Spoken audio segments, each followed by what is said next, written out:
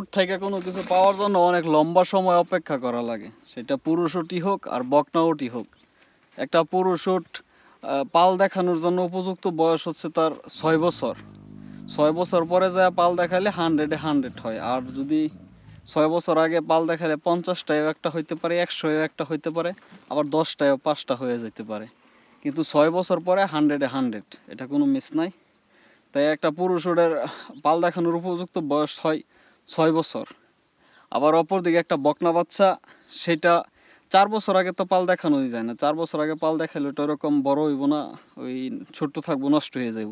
তো 4 বছর পরে যায় যখন পাল দেখানো হয়, তো বাচ্চা দিতে আরও 1 বছর, 5 বছর। 5 বছর পরে যায় যদি বাচ্চাটা ঠিকঠাক মতো না পাওয়া যায়, তাহলে আরও একটা বছর গ্যাপ, 6 বছর। তো উঠে থেকে কিছু পাইতে গেলে একেবারে সর্বনিম্ন 5 বছর 6 বছর অপেক্ষা করা লাগে। সেটা বকনা উটই হোক আর এই পুরুষ উটই হোক, যেটাই হোক না কেন। তো এইরকম এত লম্বা সময় লালন পালন করার জন্য যেই পরিমাণ খরচ দরকার, এটা আজাইরা টাকা যদি কারো না হয় তাইলে সম্ভব না। আবার কিছু কিছু আছে যারা ওই 5টা 10টা উট কিনে এরকম বাহিরে ছাইরা দেয়। ওই 4 দিন 5 দিন পরে খুঁজে এনে একটু পানি দেয়, খাবার দেয়, তাছাড়া ওই সারাক্ষণই বাহিরেই থাকে।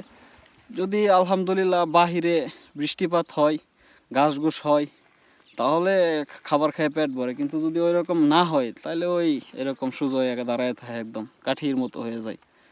কিন্তু যদি ভালোভাবে সঠিকভাবে উট পালন করতে হয়, তাইলে অনেক বেশি টাকা ঢালতে হয় উটের পিছনে। আর ওই বললাম তো যে 5 বছর 6 বছর আগে উট থেকে কিচ্ছু পাওয়া যায় না।